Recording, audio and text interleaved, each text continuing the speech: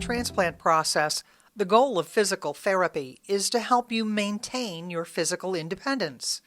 Exercise is key, but to do it safely, you should know how to calculate your target heart rate and how your platelet count can affect exercise. Walking is a simple form of exercise with many benefits. It promotes a healthy heart and lungs, prevents blood clots, and stimulates your bone marrow to produce new red and white cells and platelets.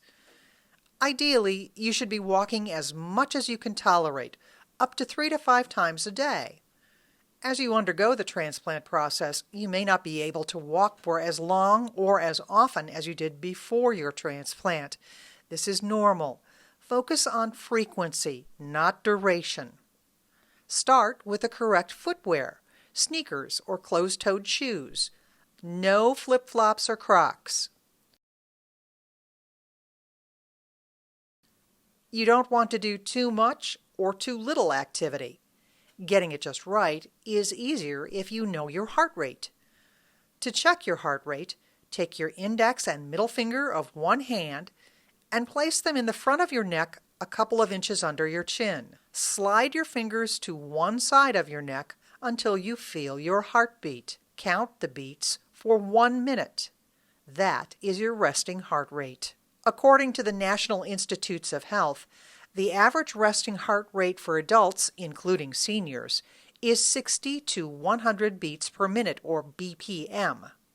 For well-trained athletes, it's 40 to 60 BPM. It helps to know your resting heart rate and compare it to your heart rate during exercise so that you do not overexert yourself. The basic way to calculate your maximum heart rate is to subtract your age from 220. For example, if you're 45 years old, subtract 45 from 220 to get a maximum heart rate of 175. This is the maximum number of times your heart should beat per minute during exercise. During or immediately after exercise, take your heart rate and see how fast it's beating.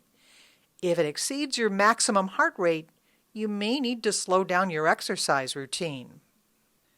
Platelets are cells made in your bone marrow that help your blood to clot and prevent bleeding. This is important when considering exercise that uses weights or resistance bands. This type of exercise, called resistance training, can be a stressor to the body. It can cause microscopic tissue tears and increase the risk of bleeding when your platelet count is low. If your platelet count is greater than 50,000, you can exercise and use resistant weight training as tolerated. If your platelet count is between 35,000 and 50,000, you may use weights for light resistance, 1 to 5 pounds. If your platelet count is near or below 30,000, use no resistance training. Perform normal daily activities and walking without use of weights.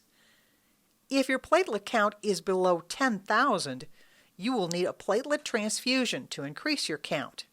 Your BMT team will arrange this. Your physical therapist will advise you on what activities are permitted at this time.